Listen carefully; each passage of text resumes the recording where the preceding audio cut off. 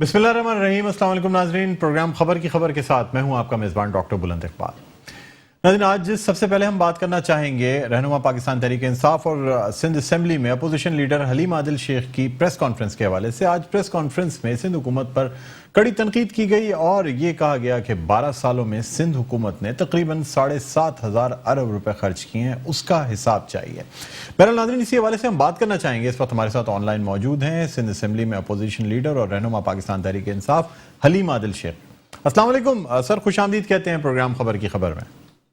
वालेकुम अस्सलाम जी सर, क्या कहते हैं, यानी आप समझते हैं कि सिंध में बिल्कुल पैसे खर्च नहीं हुए, या ये जो 7,500 अरब रुपए हैं ये आपके ख्याल में 12 साल में बिल्कुल भी खर्च नहीं किए गए?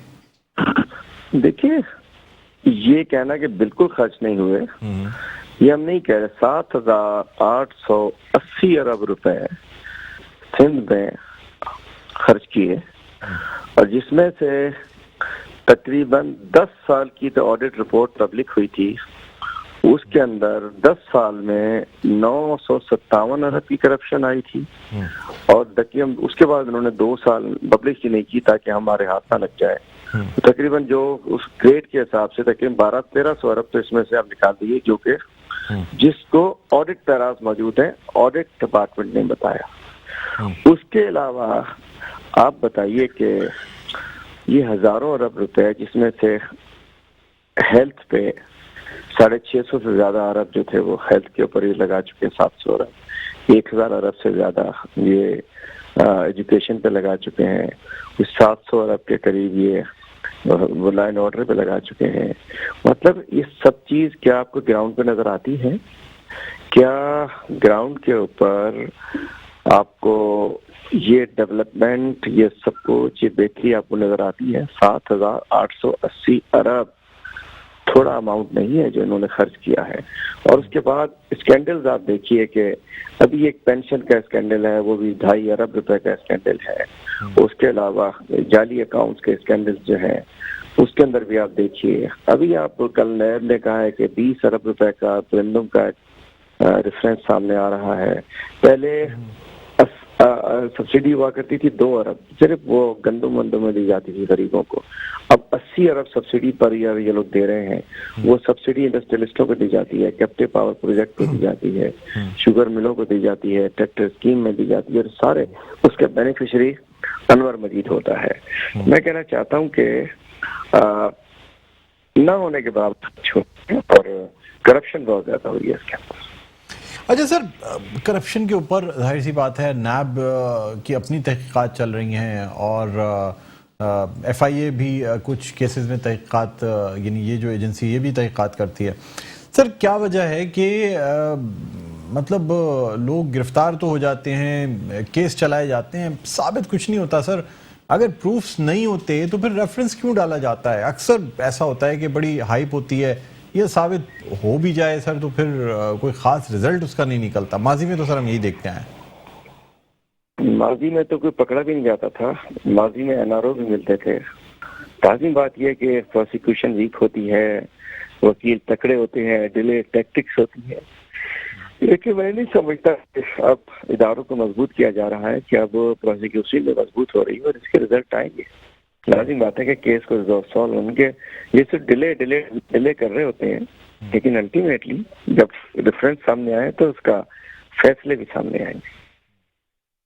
सर, आप समझते हैं कि जो इक़दामात सिंध हुकूमत की जानिब से किए जा रहे हैं, यानी चाहे वो तरक्याती मंसूबे हों या और दूसरी चीज़ें हों, सर गवर्नेंस वाइज देखा जाए तो आपको चारों सूबों में सिंध में कुछ बेहतरी नहीं नजर आती गवर्नेंस के हिसाब से? गवर्नेंस के हिसाब से सर कुछ बेहतरी नजर आती है कि गवर्नेंस? वही कह रहा हूँ जी, गवर्नेंस किस खेत की मूली है? सिंध में बैड गवर्नेंस तो भूल जाइए, सिंध में क्रिमिनल गवर्नेंस है। गवर्नेंस नाम की क्या चीज, कहाँ किस चीज में गवर्नेंस है, आप मुझे बताइए। क्या सिंध का कचरा तक तो उठा नहीं सकते हैं? शहरों को इन्होंने कचरा कुंडी बना दिया है, गटर लाइनें खुली हुई है, पानी मिलता नहीं है, अस्पतालों में दवाई नहीं मिलती है, ज़कात के पैसे ये खाए जाते हैं, पेंशन के पैसे ये खाए जाते हैं, NIC में ये करप्शन करते हैं। ऐसी गवर्नेंस कहाँ की गवर्नेंस, ऐसी गवर्नेंस? पूरे शहर के शहर खंडरात बन गए, सिंध पीछे ऐसी हट नहीं गया है, तो कौन सी गवर्नेंस है जिसका हम जिक्र कर सकेंगे। अच्छा सर, ये भी आपसे जानना चाहेंगे कि अब जो चेंजेस हुई हैं, खासतौर पे हम असेंबली में अपोजिशन की चेंजेस की अगर बात करते हैं, तो अब क्या कुछ मोमेंटम बिल्डअप किया जा रहा है और बार बार जो है वो तहरीक अदम एतमाद या यानी वज़ीर आज़म की जानिब से नोटिफिकेशन या इन तमाम बातों की अब ये जो गर्दान है ये बढ़ती जा रही है सर, क्या वजह है, क्या समझते हैं आप? देखिए, हमने आखिरी कोशिश करके देख ली 1100 अरब के प्रोजेक्ट्स के अंदर, PCIC बना के भी देख ली, सब कुछ करके देख लिया, लेकिन इनको तो सिर्फ माल खपे, इनको मतलब पैकेज खपे, इन्हें प्रपोजल नहीं खपे। तो बात यह कि लग नहीं रहा कि काम चलेगा। और हमने आज भी मैंने कहा हमें एक वजीर आजम की जानिब से इशारे की जरूरत है, सिर्फ हम दिल करें अदम एतमाद की तहरीक वज़ीर आला सिंध के खिलाफ ला सकते हैं। उसूली तौर पे तो वज़ीर आला को रिजाइन कर देना चाहिए अखलाकियात के ऊपर। जैसे कि रेफरेंस जब आया था बाबर अवान साहब पर, तो उन्होंने इस्तीफा देकर केस लड़ा था। अलीम खान साहब पे आया था, उन्होंने मिनिस्ट्री छोड़ी थी। वज़ीर आला साहब को अखलाकियात अगर वो हैं तो नहीं, वैसे अगर है तो उन्हें रिजाइन कर देना चाहिए, नहीं तो हम अदम एतमाद लाएंगे अगर हमारे वज़ीर आज़म ने हम पे इशारा भी किया। सर यानी पाकिस्तान पीपल्स पार्टी में कोई ना कोई फॉरवर्ड ब्लॉक ऐसा है जिससे आपकी बातचीत चल रही है और आप इतने वसूख और यकीन के साथ कह सकते हैं, क्योंकि वैसे ऑन पेपर देखा जाए तो जी सर 50% से ज्यादा लोग वो हैं जो बैक बेंचर्स हैं, वो किसी भी सूरत हाल के अंदर वो अब इनसे छुटकारा चाहते हैं। सर आप नहीं समझते कि ये एक तरीके की हॉर्स ट्रेडिंग या फ्लोर क्रॉसिंग कहलाएगी? अगर जमहूरियत को देखा जाए तो एक शख्स जिस टिकट पर कामयाब होता है या तो फिर वो अपनी सीट से रिजाइन करे, इस्तीफा दे, फ्रेश इलेक्शंस हो, या आज़ाद उम्मीदवार की हैसियत से लड़के आए, या इलेक्टेबल्स जो हैं। लेकिन सर एक पार्टी में रहते हुए फॉरवर्ड ब्लॉक बना लेना, ये सर हॉर्स ट्रेडिंग या फ्लोर क्रॉसिंग की तो एक किस्म है, और क्या फर्क है सर इसमें? देखिए 50% से ज्यादा लोग अगर अपनी राय एक रखते हैं तो वो मेजॉरिटी डिसीजन होता है, वो हाउस ट्रेडिंग नहीं होता है, वो अक्सरियत का फैसला होता है और अक्सरियत अपना फैसला कुछ भी कर सकती है। अच्छा हलीम भाई, कराची ट्रांसफॉर्मेशन प्लान के हवाले से आज फिरदौस शमीम नकवी साहब ने खत भी लिखा है वज़ीर आला को और उन्होंने पब्लिक करने के लिए कहा है कि क्या इक़दाम हुए, 4 महीने गुजर गए। सर यही बात है कि सिंध हुकूमत वफाकी हुकूमत से करेगी जी 1100 अरब रुपए का पैकेज जिसका ऐलान किया गया और अब उससे भी तकरीबन 3 से 4 महीने होने वाले हैं, उसमें वफाकी हुकूमत की जानिब से क्या किया गया सवाए K4 को जिसको कि वापडा पे जिसका मतलब कह दिया गया है वो उसका प्लान बना रहे हैं और बाकी चीजें कर रहे हैं? देखिए KCR पे काम उसको फाइनलाइज कर लिया गया, ग्रीन लाइन के ऊपर काम हो रहा है, ग्रीन लाइन की बसों का ऑर्डर दिया जा चुका है, ग्रीन लाइन के ट्रैक पे काम हो रहा है, K4 फाइनलाइज हो चुका है, रोड की सफाई के लिए हमारी तरफ से पैसे भी दिए जा चुके हैं। पहली बात ये कि ये इंक्रोचमेंट खत्म करें, नाले हमने बड़े करने हैं। दूसरी बात यह है कि हमारी फिर भी हर जगह कहीं ना कहीं आके प्रोविंशियल गवर्नमेंट के साथ आके हमारी फंस जाती है, इनके आगे कहीं ना कहीं मजबूर होते हैं, तो हमें इनके कहीं ना कहीं इनके आगे जाके सिंध गवर्नमेंट को तो कोई इशू नहीं है ना, उनको हमारे हक के पास किसी चीज से किसी चीज से तो हमसे बिल्कुल पूछे, जवाब अनकरीब प्रेस कॉन्फ्रेंस में जवाब देना भी चाह रहे हैं, हम बता देंगे सिंध वालों को हमने क्या कुछ कर लिया, इनसे जवाब देंगे इन्होंने क्यों नहीं किया। हलीम भाई, एक आखिरी क्वेश्चन आपसे करना चाहूँगा कि जब भी पाकिस्तान तहरीक इंसाफ की हुकूमत से तरक्याती मनसूबों की बात की जाती है कराची के हवाले से, जिस तरह आपसे मैंने सवाल किया, सर ग्रीन लाइन का नाम सबसे पहले ले लिया जाता है, हालांकि ग्रीन लाइन नवाज शरीफ का एक दिया हुआ ये मनसूबा था जिसे बहुत पहले मुकम्मल हो जाना चाहिए था। आपकी हुकूमत आने यानी ये नवाज शरीफ की हुकूमत में ही शुरू हो चुका था, इस पर काम हो चुका था अच्छा खासा, और ये सर 2.5 साल के बाद अब भी बसें कहीं नहीं नजर आती। और मतलब चाहे 162 अरब रुपए की बात की जाए, दूसरे हर पैकेज में इसका जिक्र जरूर होता है, लेकिन सर क्या जो भी पैकेज दिया जाएगा उसमें इन्हीं मंसूबों को रख के इसकी बात की जाएगी? नवाज शरीफ ने सिर्फ ग्रीन लाइन का इफ्तिताह किया था, अनाउंस किया था, उस पर एक पैसा हमारे गवर्नमेंट में खर्च हुआ है, और चूंकि इसमें मखसूस किस्म की बसेज आनी है, अब बसें नहीं चल सकती, उनको तैयारी में एक मखसूस टाइम लगता है उसके अंदर, तो ग्रीन लाइन का ट्रैक मुकम्मल है सारा, सिर्फ नवाज शरीफ ने अनाउंस किया था, नवाज शरीफ ने 1 टका भी इस पर खर्च नहीं किया था, हमने आने के बाद खर्च करना शुरू किया। तो ग्रीन लाइन उन्होंने सिर्फ अनाउंस किया था, बाकी सारा काम हमारा है SIDCL बनने के बाद। तो लाजिम बात है कि जो फंड खर्च करेगा काम उसी का होगा। तो मैं समझता हूँ कि ग्रीन लाइन को पाया तकनीक तक हम पहुंचा रहे हैं, हम ही पहुंचाएंगे। 52 फायर टेंडर्स यहाँ नजर आ रहे हैं, 3 फ्लाईओवर्स आपको बने हुए नजर आ रहे हैं, रोड बनी हुई नजर आ रही हैं। हमारे MP MNA SDG गोल्ड के तहत हमारे MNAs के जरिए काम हो रहा है। कराची में काम तो हो रहा है अल्हम्दुलिल्लाह, फिर भी बहुत हो रहा है, लेकिन जहाँ हम फंसे हुए हैं गवर्नमेंट के साथ वहाँ नहीं हो रहा। ठीक है सर, बहुत शुक्रिया हलीम आदिल शेख साहब, आपने हमारे प्रोग्राम के लिए वक्त निकाला। नाजरीन, रहनुमा पाकिस्तान तहरीक इंसाफ और सिंध असेंबली में अपोजिशन लीडर हलीम आदिल शेख हमारे साथ ऑनलाइन मौजूद थे। छोटा सा वक्फे के बाद दोबारा आपकी खिदमत में हाजिर होते हैं। देखते रहिए प्रोग्राम खबर की खबर।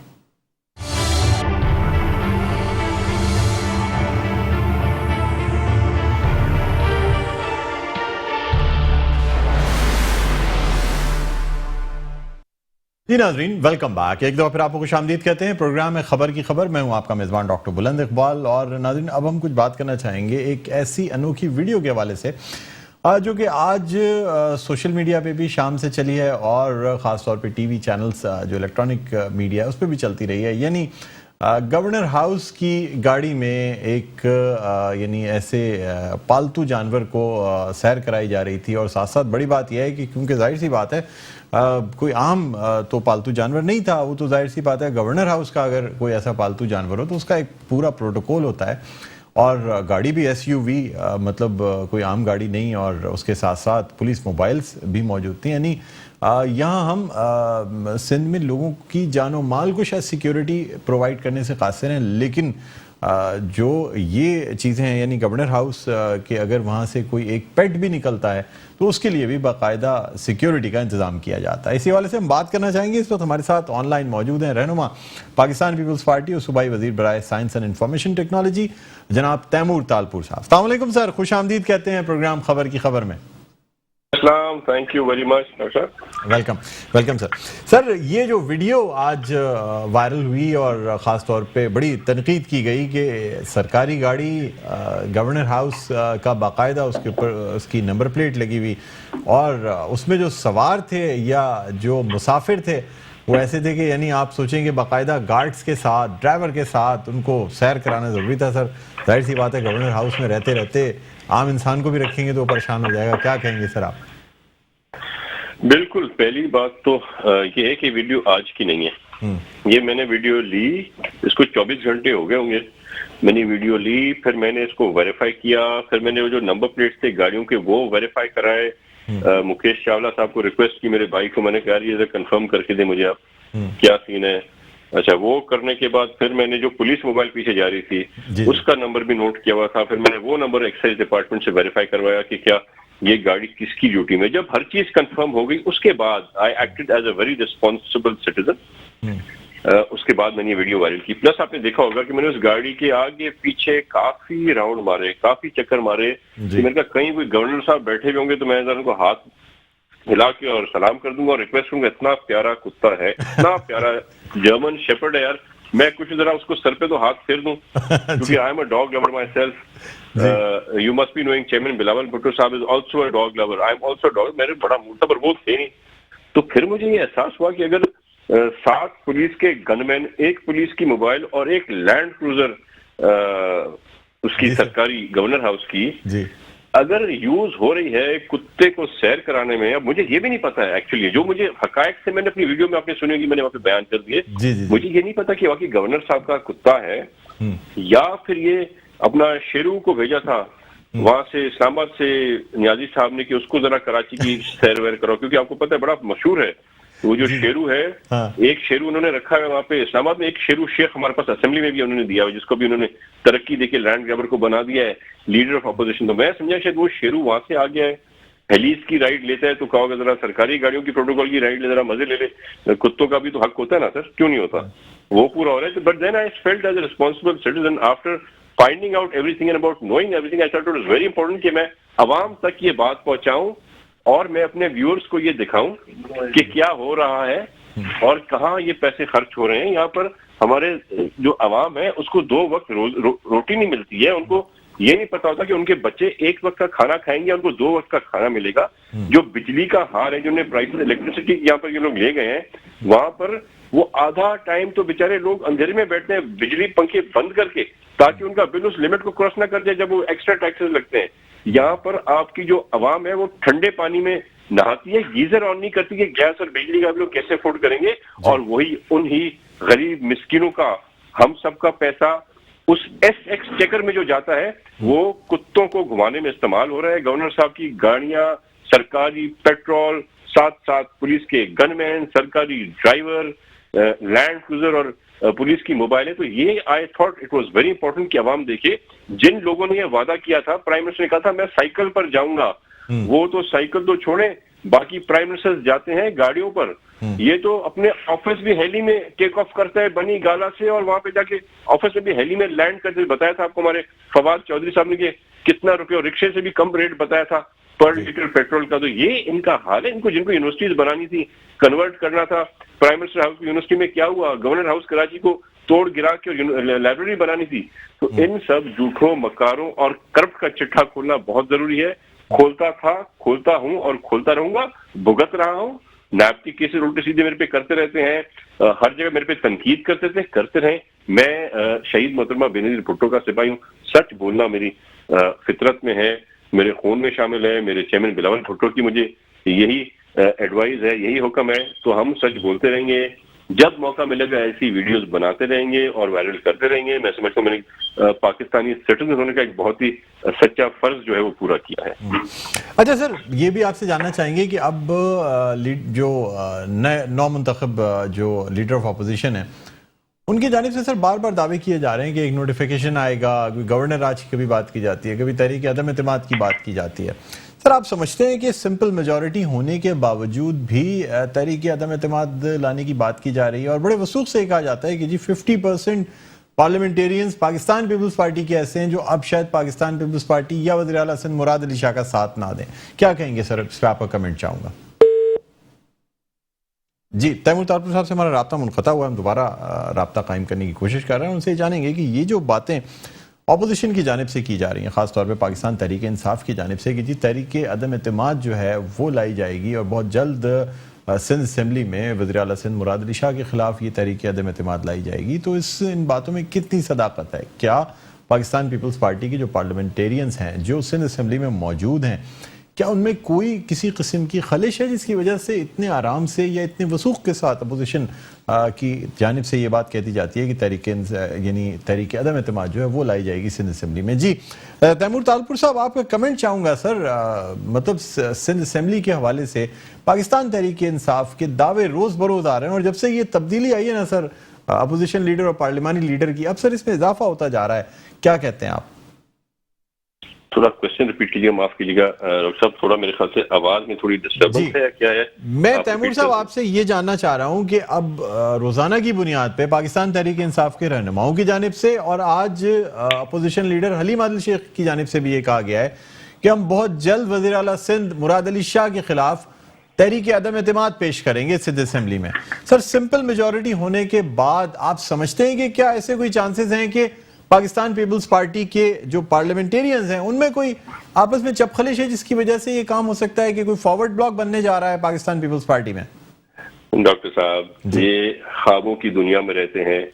इनकी मेजॉरिटी जो है, इनके जो बड़े बड़े लीडर हैं, वो रात को एक मोड में होते हैं, कोई नशा करके, सुबह को अलग मोड में होते हैं, शाम को अलग मोड में होते हैं। उनकी बातों पर क्या हम तवज्जो दें? और आप बात करें हलीम आदिल शेख की, जो सबसे बड़ा लैंड ग्रैडर है, जिसने, और तो आप छोड़ दें सरकारी जमीनों का तो क्या हशर कर दिया उसने, पर मुन्नी बेगम जो हमारी फेमस नेशनल स्टार थी, उसके घर पे, उसकी जमीनों पे, उसके प्लॉटों पर भी उसने कब्जे किए हैं। और उसने क्योंकि अच्छे पैसे शायद ऊपर देता होगा या क्या करता होगा, इसीलिए उसने जो है यहाँ पर आकर और उनको भी तरक्की दे दी। जो मोस्ट इनका पुराने से पुराना सच्चा वर्कर था इमरान खान का, जो मोस्ट सीनियर मोस्ट इनके क़यादत में बैठा हुआ था, अभी इनके वर्कर्स में से, इनकी जेलों में से, उसको हटा दिया from the seat of the leader of opposition of the Sindh assembly, सिर्फ इसलिए क्योंकि उसने एक जगह पे सच कह दिया था कि इमरान खान तुमको शर्म आनी चाहिए, तुमको हया आनी चाहिए। इस बात पर उसको हटा के एक चोर, लोफर, गुंडे को ये लोग बिठा देते हैं आगे इस पोस्ट पर। हालांकि मैं समझता हूँ कि बहुत कम गिने चुने लोग हैं पीटीआई में, पर कुछ इनके एमपीएज हैं जो शरीफ लोग हैं, इज्जतदार लोग हैं, इन लैंड ग्रैबिंग में, कब्जा माफिया में नहीं है, उनको आगे लेके आते। पर क्योंकि शायद उनकी जबान इतनी गंदी नहीं है और उनके करतूत इतने गंदे नहीं है, शायद वो पैसे नहीं पहुंचा सकते, इसलिए वो इसको लेके आ गए। अब आप मुझे बताएं, सिंध हुकूमत को ये गवर्नर राज कैसे लगा सकती है? कौन से जमाने में, कौन सी दुनिया में रह रहे हैं? ये यूटर्न सरकार ने सिर्फ और सिर्फ झूठ बोला है, और इसमें तो कोई शक नहीं है कि इमरान खान साहब भी एक ही क्वालिटी है कि वो झूठ बोलने के माहिर हैं। उन्होंने PhD की भी है झूठ बोलने में, तो इनकी बातों पे बिल्कुल नहीं। मैं चैलेंज करता हूँ हलीम आदिल को, आज चैलेंज हलीम आदिल शेख, वो हमारे हुकूमत क्या हटाएगा? एक पाकिस्तान पीपल्स पार्टी का MP हमको 19-20 से हटा के दे। हमारे पीपल्स पार्टी के MPs भी इन्हीं को गालियां देते हैं, इनके PTI के अपने MNAs MPs लीडर अपने ही क़यादत को गालियां देते हैं, हम थोड़ी देते हैं। तो इनका खाना खराब हो गया, ये बुखलाहट का शिकार हो गए। वो जमाना आ गया कि मुल्क का प्राइम मिनिस्टर नेशनल टीवी पे खड़ा होकर अपनी दाढ़ी पे हाथ मार के कहते हैं तुम्हें नहीं छोड़ूंगा, नायब मेरे पास है, FIA मेरे साथ है। तो इससे ज्यादा बुखलाहट का शिकार कोई क्या हो सकता है? सिंधी में एक कहावत है, कहना शायद मुनासिब नहीं रही, वो कहते हैं कि पांचे ही उन्हें में तिरके पे, में अपने ही उसमें ये लोग तिरक के गिर जाएंगे। Let them enjoy. ये अपने, जैसे आसिफ ज़ारी साहब ने कहा कि अपना ही वजन नहीं उठा सकते, इनका अपना वजन ही, इनका अपना झूठ ही, इनकी अपनी करप्शन इनको गिराएगी। अच्छा सर, एक आखिरी सवाल आपसे करना चाहूँगा। आज फिरदौस शमीम नकवी साहब ने वज़ीर आला सिंध मुराद अली शाह को ख़त लिखा है और उसमें ये पूछा गया है कि जी, चूँकि सर आपको पता है बड़ी बातें हुई जब कराची ट्रांसफॉर्मेशन कमेटी की मीटिंग में अली जैदी साहब ने सवाल किया और फिर यानी वज़ीर आला सिंध मुराद अली शाह ने कहा कि मैं आपको जवाब दे नहीं हूँ। तो अब फिरदौस शमीम नकवी साहब ने ख़त लिखा है वज़ीर आला सिंध को, जिसमें पूछा जा रहा है कि जी 4 महीने हो गए हैं, कराची ट्रांसफॉर्मेशन जो कमेटी है उसके हवाले से क्या इक़दाम कराची की ट्रांसफॉर्मेशन के लिए किए गए? सर उस पर क्या कमेंट देंगे आपके, क्या इक़दाम हुए और क्या इक़दाम अब होंगे? डॉक्टर साहब, हंसी तो आती है सोच के कि हमसे सवाल पूछ कौन रहा है। हमसे ये सवाल वो पूछ रहे हैं जिन्होंने, हमने कहा था कि वो हमें 1100 बिलियन देंगे कराची को वफाकी हुकूमत के बजट से। हम सबका बेवकूफ बनाया, कराचीआइट्स को ये लोग बेवकूफ समझते हैं, हम बेवकूफ नहीं, हम कराचीआइट्स सब खबर रखते हैं। हमने इनका सारा राज फाश कर दिया। वो 1100 बिलियन में से 800 बिलियन आपको पता है, मुझे पता है और मेट्रो के व्यूअर्स को पता है कि वो सारा पैसा सिंध हुकूमत का अपना शेयर था, अपना पैसा था। रही बात बाकी 300 बिलियन की, उस 300 बिलियन में आपके पास चाइनीज सॉफ्ट लोन है, आपके पास चाइना के कर्जे हैं, और आपके पास उसके साथ साथ पब्लिक प्राइवेट पार्टनरशिप, क्योंकि सिंध हुकूमत की उससे वफाक का कोई ताल्लुक नहीं है, उनके पैसे हैं। बाकी 20-25 बिलियन देके और हमसे ये सवाल करेंगे, हमें ये किस तरह से पूछ रहे हैं? मुराद अली शाह साहब बहुत खानदानी शरीफ अच्छे आदमी हैं, अपना उन्होंने लिहाज रखा क्योंकि वो उसके मेहमान थे, उनके घर में बैठे हुए थे, CM हाउस में बैठे हुए थे। शायद अगर इस किस्म की जबान अली जैदी कहीं और इस्तेमाल करता तो उन्हें लग पता जाता कि जवाब कैसे दिया जाता है। हम सिंधी लोग बहुत ही मेहमान नवाज होते हैं, कभी कभी अपना नुकसान भी कर देते हैं दूसरों को अपने पास बुला के, तो उसकी एक गलती हो गई। I am hopeful and I am sure कि नियाजी साहब अगली बार इनको CM हाउस नहीं भेजेंगे और मुराद अली शाह साहब भी इनको अंदर एंट्री नहीं देंगे। ठीक है, बहुत शुक्रिया तैमूर तालपुर साहब, आपने हमारे प्रोग्राम के लिए वक्त निकाला। नाज़रीन, रहनुमा पाकिस्तान पीपल्स पार्टी और सूबाई वजीर बराए science and information technology Taimur Talpur साहब हमारे साथ ऑनलाइन मौजूद थे। छोटा सा वक्फा है नाज़रीन, वक्फे के बाद दोबारा आप खिदमत में हाज़िर होते हैं। देखते रहिए प्रोग्राम खबर की खबर।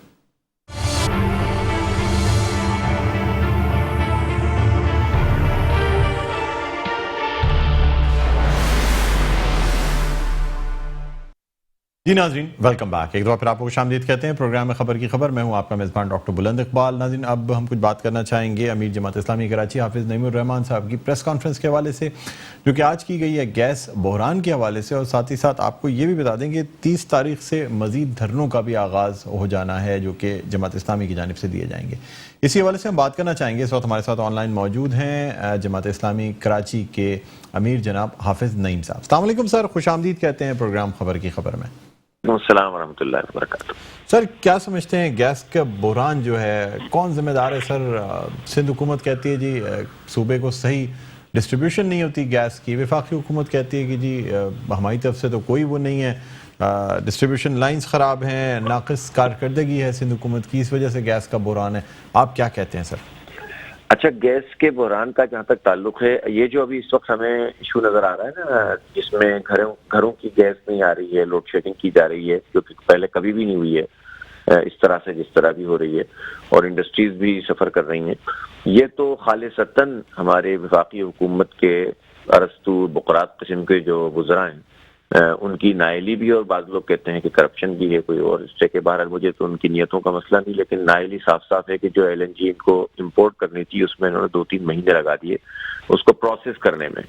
तो अब वो जब लेट आई है तो जाहिर है कि सर्दियां इसमें से गुजर गई हैं, तो ये तो नाइली की इंतहा है। और अगर वाकईतन कोई मतलब कहने की बात नहीं है, कोई जरा सी जिस तरह के दावे किया करते थे ये हुक्मरान, तो ऐसे लोगों को तो चिमटे रहने का कोई सवाल ही पैदा नहीं होता जो कौम को कई अरब कई सौ अरब रुपए का नुकसान पहुंचा दें, और हैं भी वो अरस्तू और बुकरात। बहरहाल एक तो ये मसला है, लेकिन जो आज हमने प्रेस कॉन्फ्रेंस की है और उसमें आज एक बहुत अहम बात ये थी कि इदारा नूर हक में जो हमारी अहम तरीन इंडस्ट्रियल एरियाज के प्रेसिडेंट थे एसोसिएशंस के, वो मौजूद थे।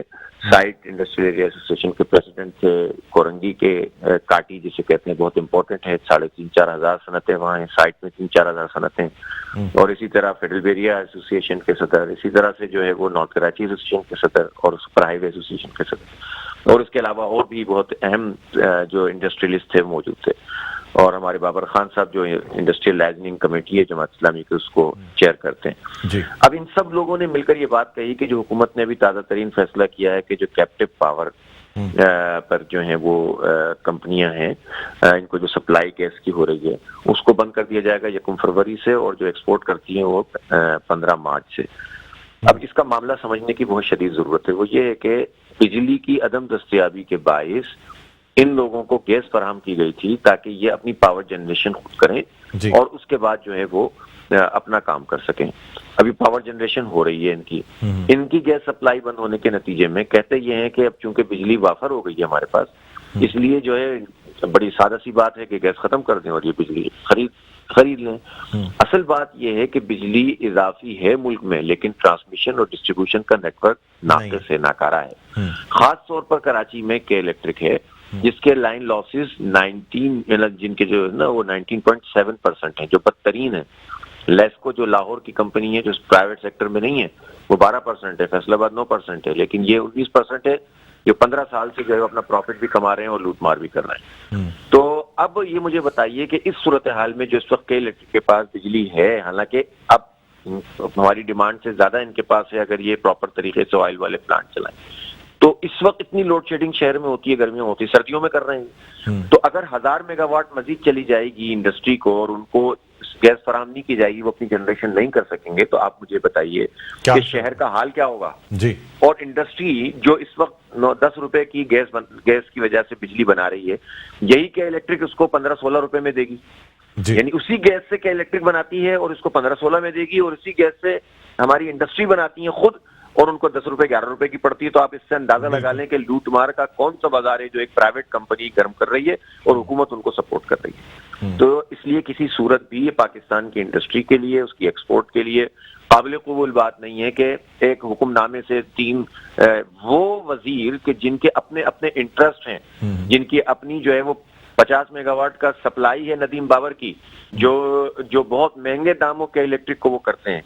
इसी तरह से जो उनके दूसरे वजीर हैं ताबिश गौहर मुशीर, उनका तो आलम यह है कि उन्होंने तो तबाही मचाई है कि इलेक्ट्रिक में रहते हुए बेड़ा गर्क कर दिया कराची का, लूट मार की है और ऑफिशियली की है, पता चल गया है, यानी ऑफिशियल नेपरा की रिपोर्ट के मुताबिक पता चल गया है, और ये बाइकों में है और ये अवराज ग्रुप में है, और ये तो जाहिर है कि बराह रास्त मुजरिमाना सरगर्मियों में मुलव्वस है और वजीर आजम के साथ ही, और वजीर आजम ईमानदार है। तो आप ये बताइए कि ये लोग फैसला कर लें और इंडस्ट्री के किसी आदमी से मुशावरत ना हो तो कैसे कबूल किया जा सकता है। इंडस्ट्री हमारी है, ये शहर की इंडस्ट्री कराची पाकिस्तान की 54% जो है ना वो करती है, एक्सपोर्ट करती है। तो इसके ऊपर अगर हर्फ आएगा तो जमात इस्लामी खड़ी होगी। इसलिए आज एतमाद करते हुए, हम इख्तिदार में नहीं है, लेकिन लोग कहते हैं सनतकार कहीं पहुंचते नहीं है, ताजिर जो है वो किसी के नहीं होते। क्यों नहीं होते? जहां से उन्हें उम्मीद और यकीन होता है बगैर किसी गरज के भी पहुंचते हैं। और आज वो इदारा नूर हक में हम सब मिलकर हमने प्रेस कॉन्फ्रेंस की और हम रिजेक्ट करते हैं इमरान खान और उसकी टीम के जालिमाना फैसले को। सर, आपसे ये जानना चाहूंगा कि एहतजाज भी हो रहा है, धरने भी दिए जा रहे हैं सर, लेकिन कोई रिलीफ आवाम को नहीं मिल रहा है। यानी चाहे मरदमशुमारी की बात की जाए, कराची हक दो कराची को, इस कैंपेन की बात की जाए, सर एहतजाज तो किया जाता है, लेकिन आप समझते हैं कि हुकूमत पर कोई फ़र्क पड़ता है, कोई स्टेप लिया जाता है? चाहे स्टील मिल के जो यानी वर्कर्स हैं उनकी हम बात करें, उनके सर पे से छत भी खींची जा रही है। सिराज साहब भी वहाँ पे गए उस धरने में और इजहार यकजहती वहाँ पे किया। सर क्या कहेंगे आप इस हवाले से कि हुकूमत पर सर कोई प्रेशर या जो तब्दीली है ना वो नहीं आ रही है? सर आवाम को रिलीफ नहीं मिल रहा है, एहतजाज अपनी जगह, धरने अपनी जगह। असल में देखें, मैं आपको बताऊंगा, जमात इस्लामी अपनी कैंपेन को आगे नहीं बढ़ाती, हक दो कराची की तहरीक को, तो ये आप यकीन करें कि कोई पार्टी भी इससे बात नहीं करती। खामोश सन्नाटा था, खामोशी थी। आप मुझे बताएं कि इलेक्ट्रिक पे कोई बात करता था? आपने मुझे बताएं बैरियर टाउन के हवाले से किसी ने कोई बात की? आप मुझे बताएं कि नादरा के हवाले से किसी ने कोई रिलीफ दिलाया लोगों को? लोग शिनाख्त की बात करते थे, महाजरों की शिनाख्त होनी चाहिए, शिनाख्ती कार्ड तो बनवा नहीं सके बिहारियों को, उनको वापस क्या लाते? तो कोई पार्टी, चाहे वो एमक्यूएम हो, पीपल्स पार्टी हो, पीटीआई हो, एमक्यूएम के धड़े हो, पीएसपी वगैरह, ये क्या कर रहे थे? ये तो मतलब आपस के तमाशे कर रहे थे, आपस की लड़ाइयां करते हैं, और वो भी फेक। अब कराची के अवाम से इन लोगों की क्या दिलचस्पी है? पीटीआई ने कराची से मैंडेट लेकर क्या दिया? पीपल्स पार्टी 12 साल से मुसलसल इक़्तिदार में क्या दे रही है? एमक्यूएम 35 साल से बेताज बादशाह है, तो इसने शहर को पीछे किया, आगे तो नहीं किया। तो इसलिए जमात इस्लामी ने कैंपेन बनाई है। तो ये आप आज कह रहे हैं कि कुछ पार्टियां ये बात कर रही हैं कि मर्दम, अब एमक्यूएम ने मर्दमशुमारी के मसले को उठाया, एक वजारत पे बिक गए, और अभी सेनेट में फिर बेचेंगे। पिछली मरतबा भी सेनेट में वडेरों को बेची थी सीटें, इस दफा भी वडेरों को बेचेंगे। कराची से मैंडेट लेते हैं, जागीरदार वडेरों को जो है वो मैंडेट बेचते हैं, और ये वडेरे हमारी किस्मत के फैसले करते हैं, और हम समझते हैं कि भाई, और लोगों को झूठ बोलते हैं कि हम कराची के नुमाइंदे। पीटीआई ने 14 सीटें ली हैं, और कोटा सिस्टम पे जो है वो गैर मुअय्यना मुद्दत के लिए कोटा सिस्टम बढ़ा दिया, पीठ में छुरा घोंपा है, नाजायज मर्दमशुमारी को पास कर दिया, तो बेड़ा गर्क कर रहे हैं कराची का। तो आप मुझे बताएं कि इन लोगों से तो हमें रिलीफ की कोई उम्मीद नहीं। लेकिन मैं आपको एक बात बता दूं, जेन्युइन फोर्स जब जिद्दोजहद करती है, और जमात इस्लामी अल्हम्दुलिल्लाह सीरियस जिद्दोजहद कर रही है, हम वर्किंग के साथ काम करते हैं, और हम अगर दावा कर रहे हैं तो उसके पुष्ट पर हमने काम करके दिखाया है। इस शहर में हमने तामीरात की हैं, इस शहर को हमने तरक्की दी है, इस शहर को हमने ग्रीन किया है, इसको क्लीन किया है, इस शहर का वो विजन दिया था। और फिर जब हमारे पास कोई इख्तियार नहीं है तो हम कोरोना में एक्टिव हैं, हम बारिश में एक्टिव हैं। तो इसीलिए लोग जमात इस्लामी की इस कैंपेन को संजीदगी से लेते हैं, और मैं समझता हूं कि ग्रेजुअली ये आगे बढ़ रही है। 30 तारीख को बैक वक्त 50 धरने करेंगे हम शहर में इंशाल्लाह। बैक वक्त 50 धरने किए जाएंगे सर, बैक वक्त पूरे शहर में।